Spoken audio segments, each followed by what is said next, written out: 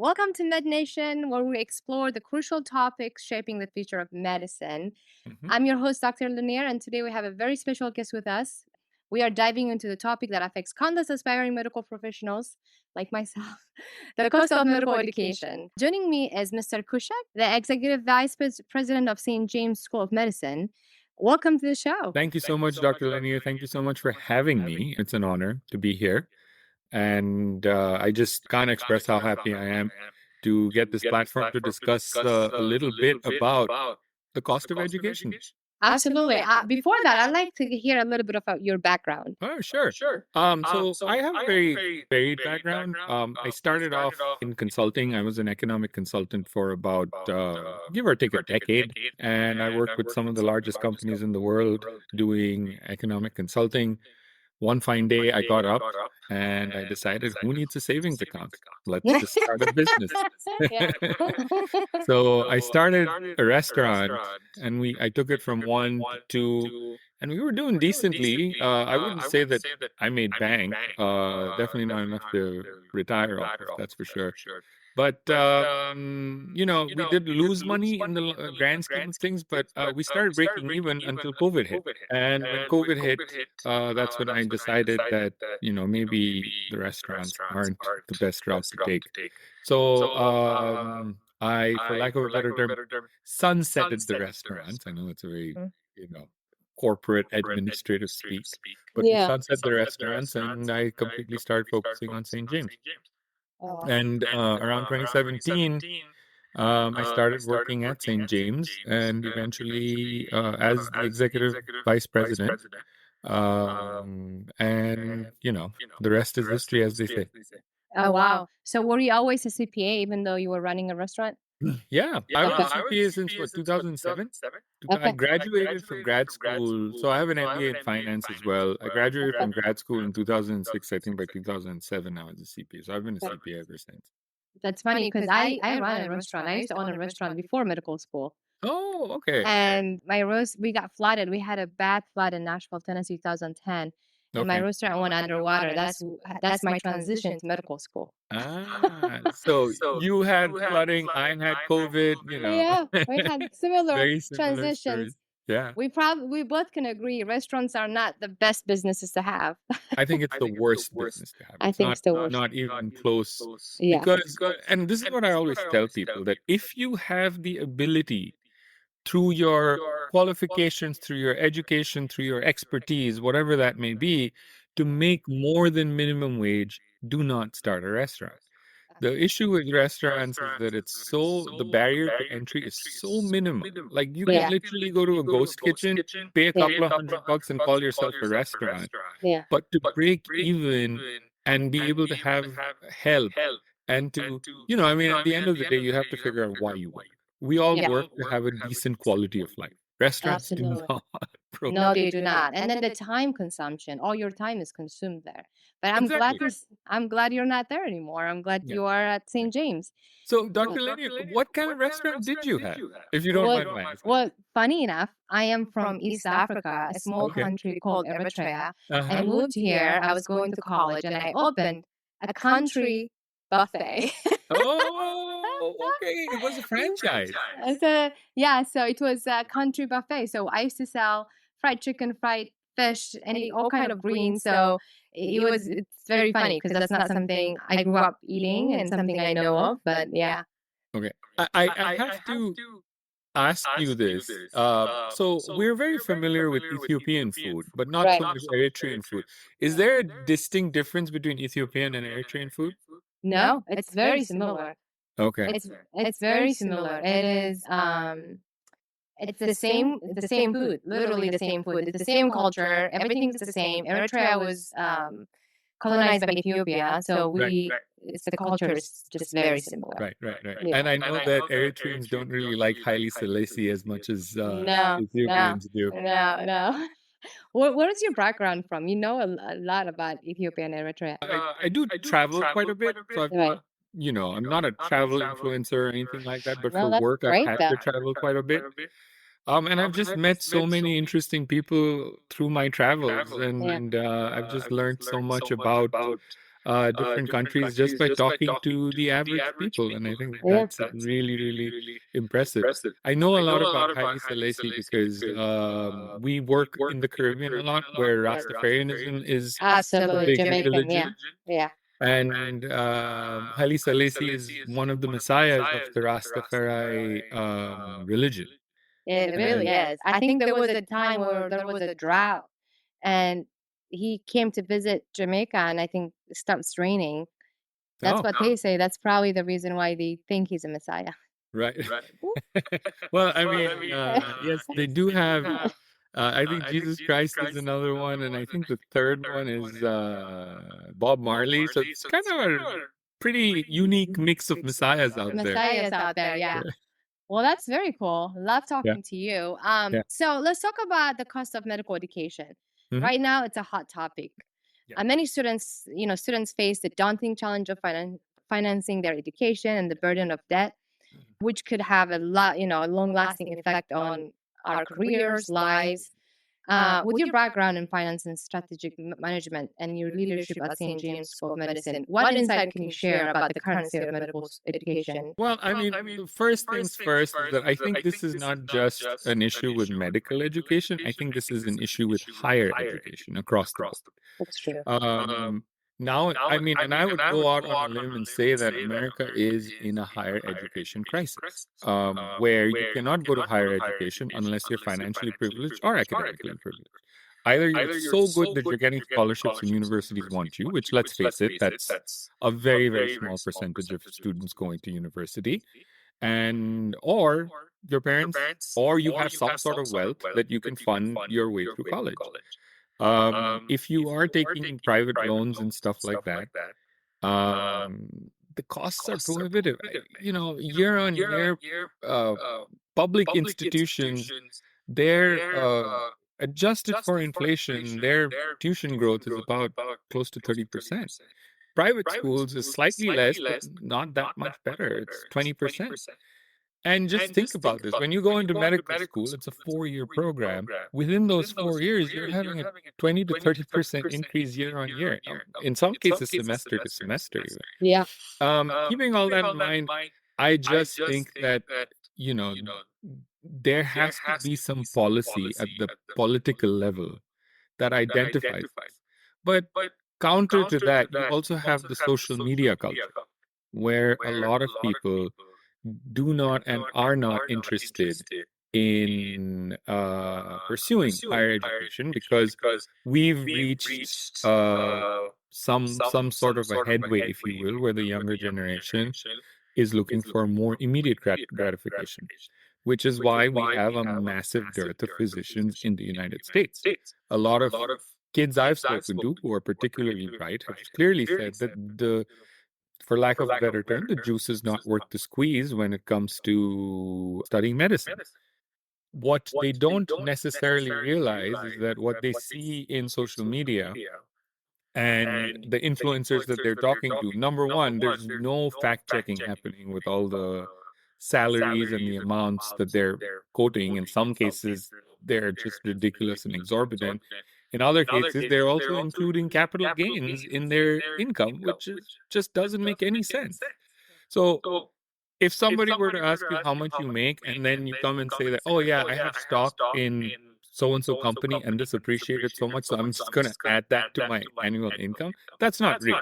No. So there are a lot of issues, and what is happening is that the expectation on pay is not realistic for a lot of youngsters. So they're like, oh, I can do this. And then, some of them become influencers. And then obviously, even with influencers, that some of them make a ton of money, but a vast majority of them don't make anything. And what we see in social media is the ones who don't make money. I mean, the ones who make a lot of money. Yeah. And they're the ones saying that, oh my God, look at me. I didn't go to college. I didn't work hard. I didn't do any of that. I just create content and look at me. I'm a millionaire. So I think we have a lot of headwinds when it comes to overall education. But that being said, there is a political movement right now, which is which is going to make community college free for all students, which means at least 2 out of 4 years is completely going to be taken care of by most states. I think it's already available in certain states, including New York. Tennessee, Tennessee too. Tennessee. Oh, Tennessee. okay. Yeah. Perfect. There are some state schools, so you can get your first 2 years free, which is Okay. amazing. Perfect. Yes. Amazing. But And I don't, when you talk about it, those state schools are not that expensive. It's just the higher education universities, right. like medical school, grad school. Those are the ones that are very expensive. Absolutely. And when it comes to medical schools, and I can definitely talk about that, so the good thing about medicine is that there is the playing field is eventually leveled with the USMLE step 1, step 2, and step 3. So as long as you go to an accredited institution and you're eligible to take those exams, it really doesn't matter where you go to school. Whether you're from Harvard or whether you're from, say, St. James, you're taking the exact same exam. Absolutely. I can tell you an example. I went to Kent State, became Uh-huh. a physician. My husband went to Johns Hopkins. He became Oh, a okay. physician. He became a physician, but we both physicians. Nobody asked where we get our Right. degrees from. So you're right. And that's the beauty of medicine in particular. That's also the beauty in a field like being a CPA, where once you clear the standardized tests, questions are not asked anymore. Yeah. And I think that when you keep that in mind, and if you have confidence in yourself, and if you are disciplined enough, you don't need to dish out that much money. You don't need to dish out 280, 290, $300,000 to go to med school. What you can potentially do is come to, say, a Caribbean medical school. Our school, for example, is 103,000 for the entire program. Wow. So, and you complete it, albeit there are greater risks. So, for example, if you go to US medical school, and Dr. Lanier, I'm sure you're very well versed in this, your match rate is going to be above 97%. Like the only reason you're not matching into a residency program is because you probably don't want to, or you have extenuating circumstances where you couldn't apply properly. Right.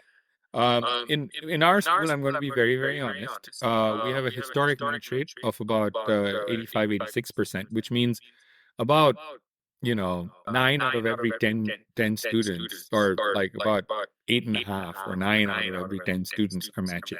So there's that one student who isn't matching, and it's not because they're not trying, it's just because they're from the Caribbean and there are better candidates out there than that person. So there is an intrinsic risk. So what happens to that one student?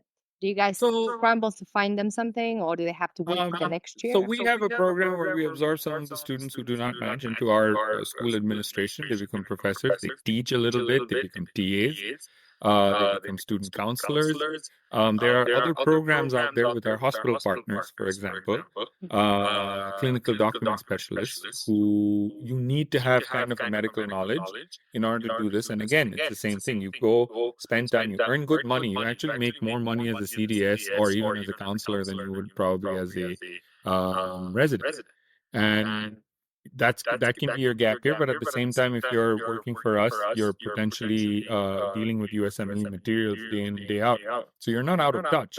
And if you're you can try again. You can try again next year. Yeah, exactly. And interestingly, our second year matching rate is slightly higher than our first year matching rate. Okay. So because what happens is that if you're coming from a Caribbean school, if you are very thoughtful and if you're very deliberate in how you're spending that additional year, really, really strengthens your application. Oh, I bet.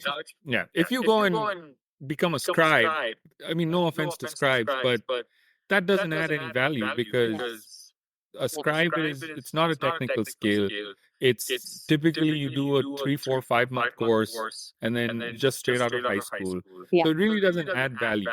There might be some networking value, but I can tell you, I've seen several scribes who are still scribing. And whereas if you do something more, where you're working with your school or you're working as a CDS in a big hospital system, you're being exposed to more physicians, and that paves the pathway for you.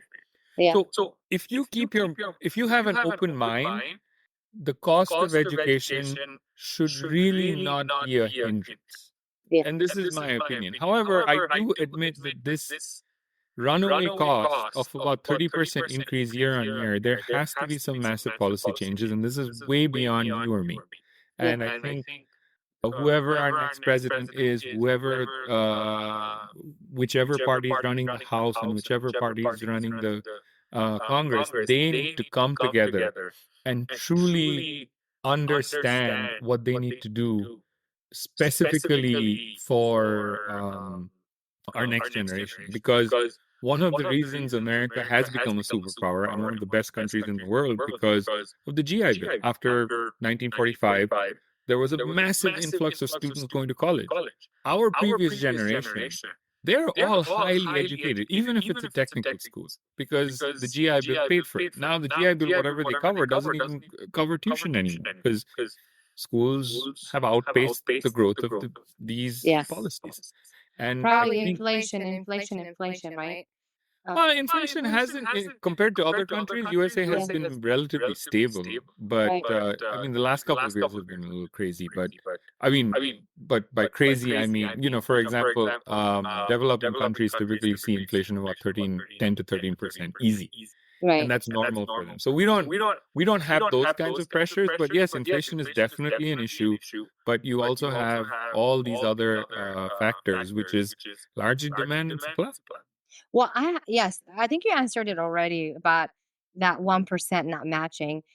And also, can you talk a little bit about passing rate? I think I had a friend that went to school there, and one of the concerns that she had before she applied to your school is the USMLE passing rate after. Yeah.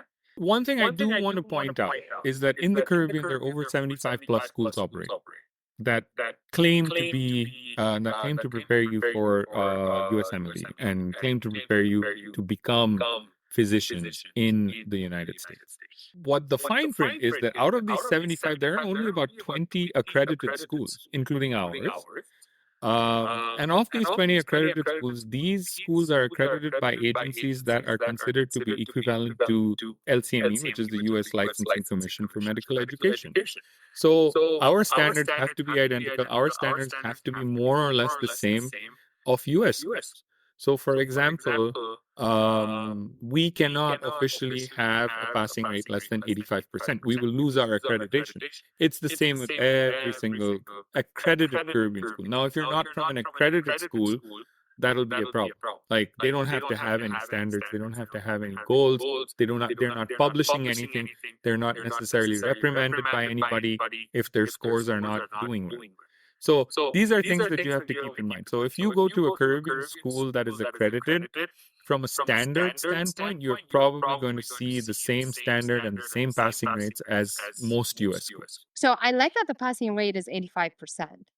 No, that's the minimum that we have to maintain. If you are not maintaining 85%, not just us, every single one of the 20 Caribbean schools or 20 plus Caribbean schools that are accredited, we have to maintain a passing rate of 85%. Anything below that, we are going to potentially be on probation and lose our accreditation. So most accredited Caribbean schools will have a passing rate of at least 85 or higher. In our case, what is the passing rate in the US schools? so it depends on school to school, but it's well above 90. Okay. But I will also go out on a limb and say every accredited Caribbean school in the Caribbean also has a very similar passing rate because, again, we have the same standards of accreditation. Okay, well, that makes me feel a lot better, and I'm sure a lot of our listeners as well. There is just 5% difference, and I think for $100,000, actually $200,000 difference, I'd rather take my chance coming to your school. I mean, and that's what I always try to tell people is that this is something you have to think about. Yeah. And you have to think about your education in a different way. Yeah. So historically, and we're a 25-year-old school, of every single graduate that has gone through our program, 85% of them have matched. Yeah. Which means 15% haven't. Whereas in an American school, at an average, you're looking at about 95, 96%. So let's just call it 97%. And then, so you have a differential of potentially 12%. Now, if you have confidence enough in yourself, are you willing to pay an additional close to $300,000 for a 15% differential. If you're not willing to take that risk and you can afford it, please go ahead.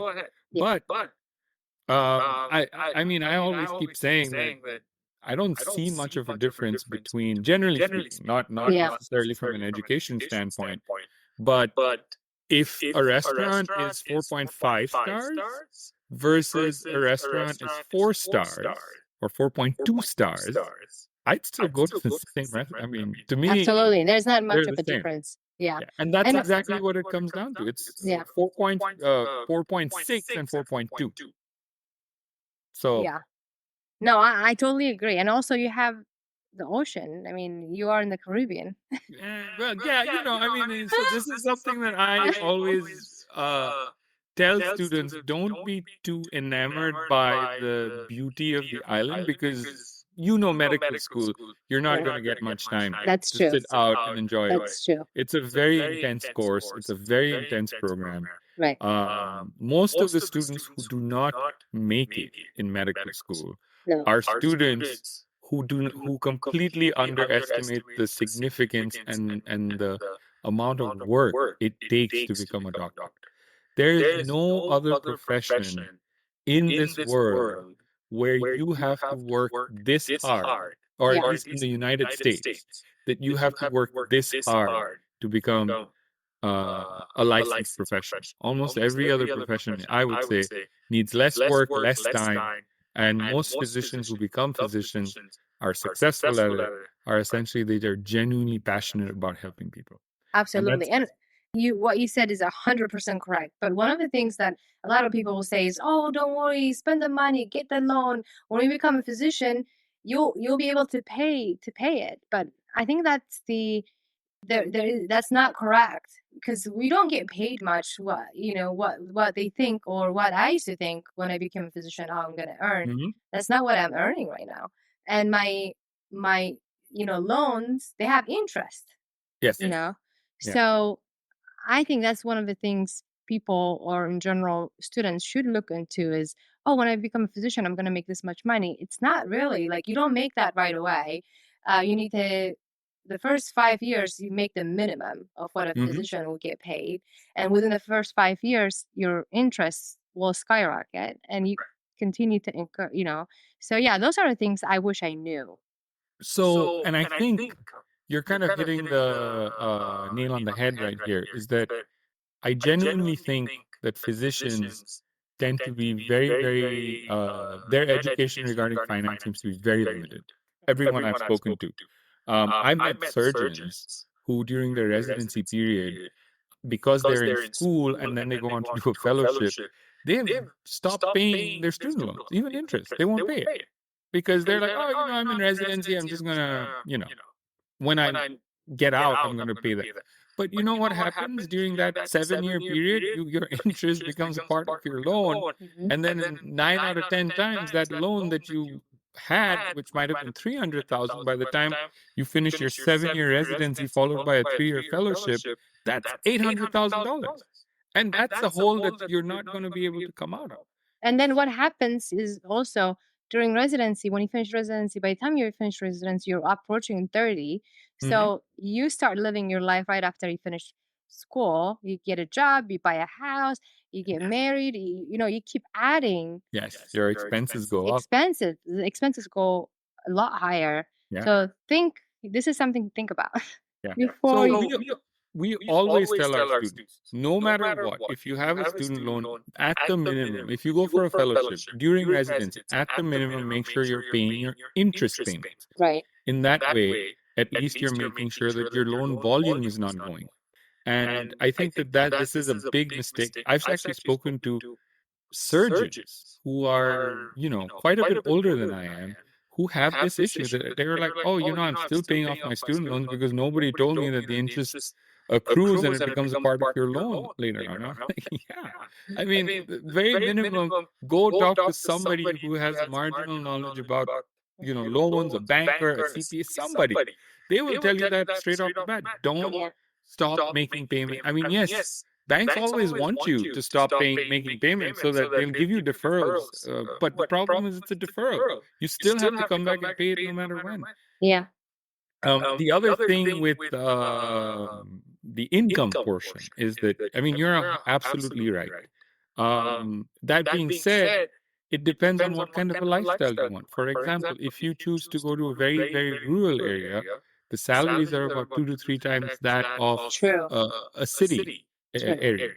And I know a lot of students who've chosen that sort of a lifestyle. Mhm. And again, it's not easy. It's not an easy lifestyle because you might be 4, 3, 4, 5 hours away from an airport. Or If like you're from your, you'll be a lot, further, way further from your family and friends. Yes, Yeah. exactly. But if you have a family, if you have a loved one, and you move together, I know a lot of people who are extremely happy with that. And to be honest, the amount of money that they've made as physicians, as a couple that is a physician, they have provided their kids and their family Yeah. so much more than they could have where they were supposed to be in a big city.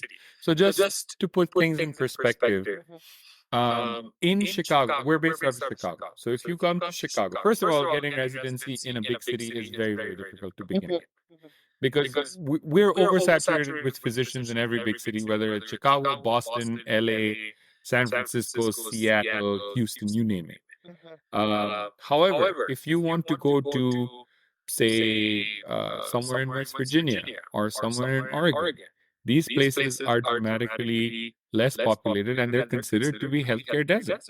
But And it's West Virginia, though, man. Do you really want to go to West Virginia? well, they had a Democratic senator, so I don't know. West Virginia surprises people. But I will also say that, like, I've traveled through West Virginia quite extensively, and it is a beautiful state. If Yeah. you want to do adventure sports or hiking, whitewater rafting, bungee jumping, like gliding, that is the capital in the United States of all these kinds of sports. In fact, they Yeah. have several resorts that specialize in only extreme sports. Like you Oh, go and wow. stay there, and they'll do an introductory session for you choose the sport, and like for 3 days, they're just going to try to train you on that. Really? In West Virginia? Yeah, Wow, I didn't know that. Okay, well, good to know. yeah. That's So awesome. so depending on what you want for your family, Mm-hmm. I mean, there are ways to meet, and not just that. The good thing about going to some of these rural areas is that the government or most banks will have a program where they are actually going to, after you finish working for a certain period of time, a lot of banks will take away some of the interest payments because you were working in rural areas. But not just that, some of the hospital systems that we work with actually pay off the loan for you if you come and work for them. Oh, that's nice. Yeah. Yeah, So great. the amount of money you can make in rural areas is dramatic. So in Chicago, for example, a family medicine post residency is probably going to be at around $200,000, whereas I can easily say that in rural areas you're going to make twice that on the low end. On the low end. That's amazing. Yes, but And you're 6 hours away from an airport. yeah, So, that's, and again, that's a lot to take on. But yeah, again, but I know a you lot gotta of do what young you gotta do. families. Yeah, Yeah. but I know a lot of young families who've done it, and Yeah. they're very, very happy. And Yeah. they're giving their kids, like for example, I know this couple that their son is pretty good at tennis. They've flown in a Davis Cup player from New York to coach the son 3 or 4 times a year, and the guy stays for a month each time. And they can afford that, right? They can't afford that That's because you have two amazing. physicians making Yeah. 3, 4, 500,000 a year, $1 million, and like property super cheap. So they've managed to give their kids so much more than most urban physicians can ever afford because of being smart. So, but you're absolutely right, though, that again, when you go on TikTok or you go to Instagram Reels, you'll see physicians talking about nonsensical amounts of money. And I'm not saying that they're essentially lying, but what happens is that they're not necessarily making money by virtue of being a physician. They're making money by virtue of being a business owner. Yeah. And Very they true. own their own practice. Mhm. They are generating patients for a hospital and a hospital or a hospital system. And the hospital system is essentially paying a portion of, for lack of a better term, royalties for all the patients that Patients, you they send up. Yeah, absolutely. You hit it. Yeah, you got it. You got it right. So, what advice would you give to students who are considering international medical schools as a more affordable alternative to US schools? Um, be aware of what you're getting into. So, Sure. for example, if you go to a school that is not accredited, you're not going to have a good experience. I can put that down in writing for you. Okay. Because a lot of, not a lot, none of the unaccredited schools have to go through accreditation processes where, like for us, at least every 2 years. So every about 3 years, we have a full blown accreditation visit where an entire panel comes in and they review everything from admissions processes, who we take, what are passing rates, what is our outcome, are our students, are our results comparable to what we're seeing in US schools, etc., etc. Whereas if you are not accredited, you don't have to do anything. And think about it this way: as an accredited school, so not almost, every single Caribbean school is for profit. Um, for a for profit institution, it is in our best interest to make sure that the student goes through 10 semesters or 11 semesters, how much ever the program is, and take their money and be like, yeah, you know what? You're done. Yeah. Taken your money, you're out. Too bad you didn't match. Too bad you didn't pass the step 1 and step 2. Go ahead. Yeah. Whereas in accredited school, we cannot do that. We just cannot do that. It is one of the principles of accreditation that you cannot, quote unquote, be predatory. So we have to be a little more thoughtful. So we have screening processes at various stages because we don't want the students to go in and take step 1 and fail. Then their chances of matching into residency has exponentially dropped. Well, because also you have a percentage that they have to keep to stay accredited. Exactly. Yeah.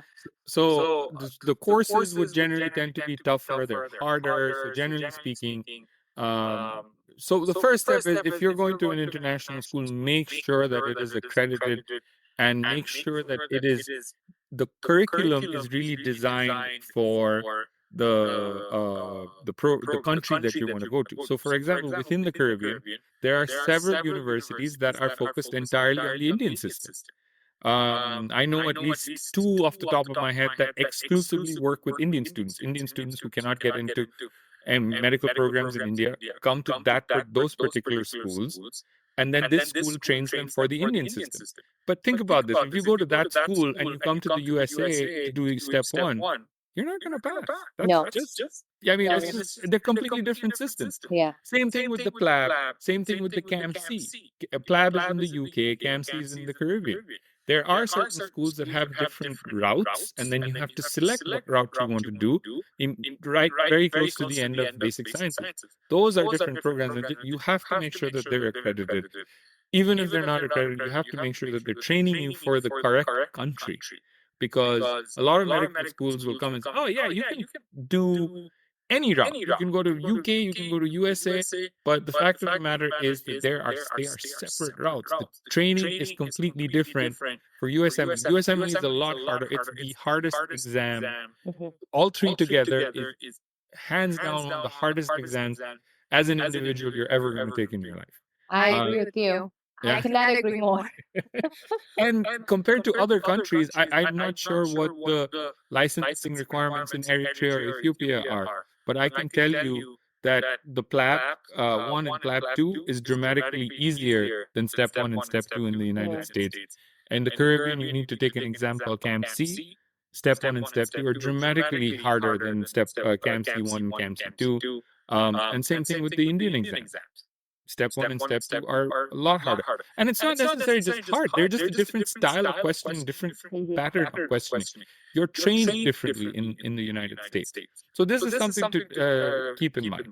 But the biggest thing is that if you're going internationally, you have to keep in mind that you are going to the Caribbean. The Caribbean they're not rich countries, they're developing countries. There are going to, and they're tropical countries. You are going to have insects there. That's just the way of the world. I've had students who don't like the school because they saw a cockroach somewhere on the road. I mean, there's nothing we can do about that. Yeah, it's tropical. Yeah. It's a tropical country. You're going Yeah. to have ants. You're going to have flies. You're going to have bees. You're going to have Yeah. cockroaches and creepy crawlies. That's just the Yeah. thing. I mean, the houses, make sure that the housing that you get doesn't have any of that.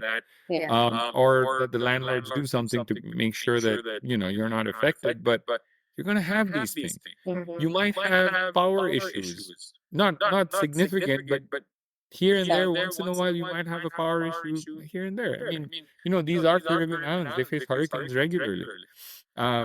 So they have emergency systems in place. So, for example, we were in St. Vincent. Hurricane Beryl went over St. Vincent. We were closed for 2 days because of that. These are things that happen. These are not things that we designed or we wanted it to happen. These happen. Just a But a natural. lot of students mentally are not prepared for it. Mhm. Well, that's definitely something to think about before you go. So if a student is listening to this want to apply, how do they do it? They just go online, Caribbean Yes. schools? They Okay. go to, in our school, they go to St. James School of Medicine, sjsm.org.